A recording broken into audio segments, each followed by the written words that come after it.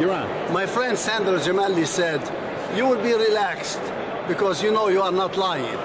So, Nick, everything I talk to you about obviously is the truth and nothing but the truth. That's good. You got a good background there. Exactly. Anyway, for the people that don't know you, why don't you tell us who you are, what you're doing here today, and go into some of the issues. My name is Selim Noujaim. I am proud representative of the 74th District, the East End of Waterbury, state representative. And I am here, just came out of nominating my colleague and my friend and my neighbor, as a matter of fact, Sam Caligieri, to run for the 5th District. Sam lives like about 800 yards from my house, and we are good friends, and we go a long, long way back, so obviously I am supporting him.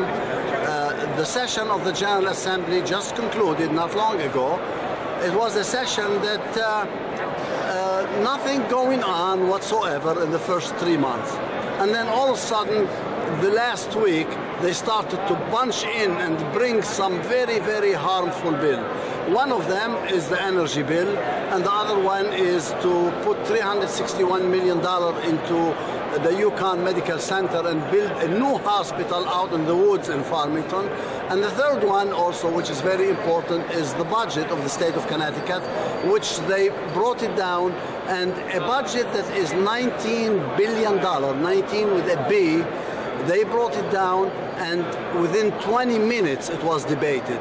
So the General Assembly, the liberals on the General Assembly, wanted to spend your hard-earned money, $19 billion in 20 minutes. How pathetic that is. No debate on it, essentially almost nothing. And obviously I voted no, because the budget, even though the liberals said does not raise taxes, you bet you it raised taxes. And our children and grandchildren, even us, are going to pay for it. But Nick, my friend, wanted me to speak about the energy bill. The energy bill is a very bad bill.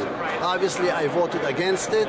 And one of the things that I tell you about the energy bill is that essentially it's going to adopt the same processes, procedures, and policies as in California. You know what happens in California, the most expensive state in the country to live in. Well, Connecticut is very close second, but they wanted to adopt all of the policies of California. That's going to make it very, very hard for us to be able to survive here in the state of Connecticut. With this energy bill, if you buy a toaster or an oven or a small utensils for your kitchen in the future, you have to pay more for it because the requirements that they are putting into it, and I can continue for a long, long time talking about this energy bill. As of now, as we sit here and speak on the 21st of May, the governor had not vetoed it yet.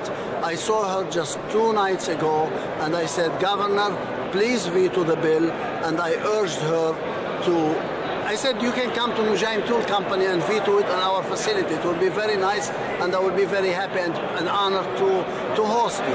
Well, Selim, let me ask you a question here. You got 4 lawyers on this bill. That leads to me to believe, is there a possibility there could be something illegal here? Could there be a lawsuit here? In other words, you got 4 lawyers here. The public didn't get a chance to vote on this energy bill. No, there was no public hearing. No public hearing. There was no debate. They just rammed it in at 6 o'clock in the morning. Yes. That's why I got very frustrated. Yes. And you know, I've worked with the power company for 35 years. I have high respect for you because of that. Because, see, you know your stuff.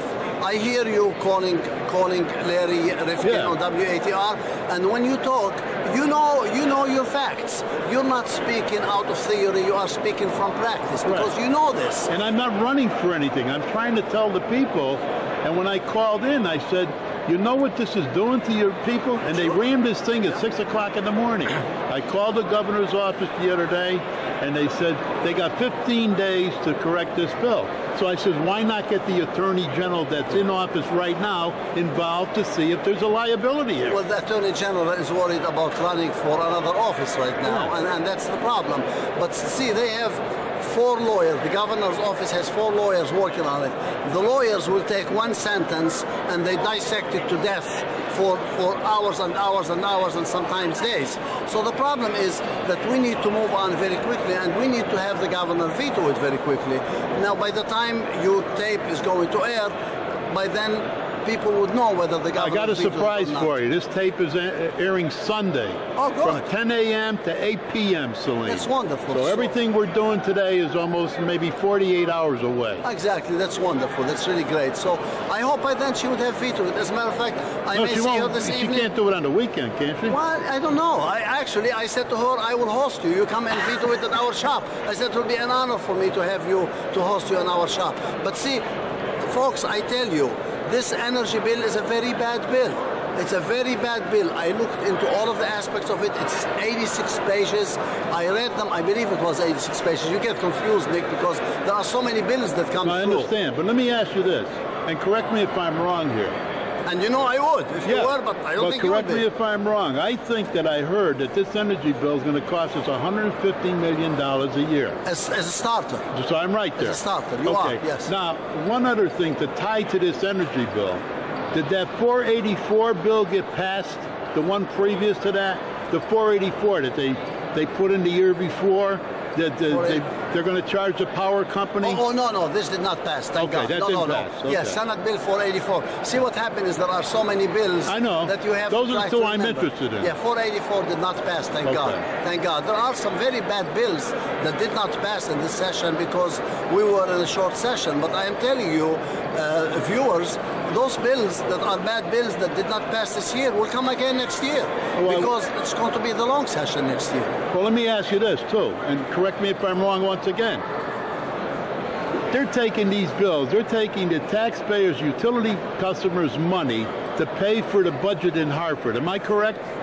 Out of that bill, that's what they're doing. They are taking money from anywhere they can grab money to pay for the budget fallout on Hartford. Isn't that unfair taxation? It is unfair taxation. The budget this year has been plugged by $730 million. So they brought money from here and there and everywhere, and they shifted them so that they say that we closed the gap on the budget. And then the budget for 2011 is going to be in the hole by about $2.9 billion, would it be? So what they did, they said, we are going to borrow $995 million from the future. Sure. We don't know where. We don't know when the money is going to come. We don't know where it's going to come from. We don't even know if it is going to come from. But they borrowed from the future to be able to plug the hole. And then also they postponed the pensions of the state employees, $100 million also to put that money in. But the one that is most significant that you, Nick, will be interested in is in our power invoices, bills that we get every year, CLMP. There was a specific tax that was placed on us more than 10 years ago. It was supposed to be subsiding this year, which means, for the sake of simplicity, every homeowner was supposed to pay, let's say, $10 less. So what they did now is every homeowner is going to pay $3 less. So what happened is they took the other $7 to plug the hole in the budget. So it's a tax increase on you. That's what I mean. Isn't that the 484 bill? That's not. That's a different bill. Okay. But this is part of the budget. Part of the budget on that. You were supposed to receive $10 a month as a rebate. Now you're only receiving $3. So essentially you're being taxed $7. But yet the liberals in Hartford say to you, well, there is no tax increase in the budget. I don't believe it. And that's the problem. So, Selim, where are we going from here? Well, let me put it this way. This coming November, we have to elect conservative statesmen, state representatives and senators that will not go along with all of those tax increases. And you, the viewers, the voters, have to hold them to this, starting with me. I have never voted for a tax increase, and I pledged the day that I was elected back in 2002, I will never vote for a tax increase. So whenever you talk to a candidate for office, say to them, would you vote for tax increases if a bill comes before you? And let them pledge to you that they will not increase taxes on you. That's my bottom line. And then that's how you pick your candidates. I am not talking political parties. I'm talking common sense and support to the residents during these difficult economic conditions. We cannot tax them anymore. It's crazy.